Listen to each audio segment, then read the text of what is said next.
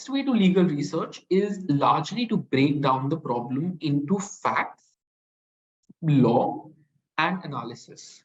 So the facts will tell you what in the particular facts favors you and favors the other party. Make a list of it. These facts favor my petitioner, these facts favor the respondents.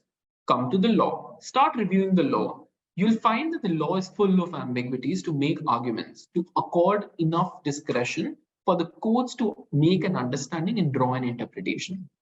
As such, basis these facts, you divide the law that favors you and you divide the law that does not favor you.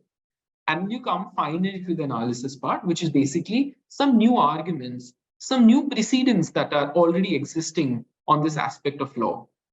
For that aspect of law and precedents, you refer to certain databases, as you must be aware of.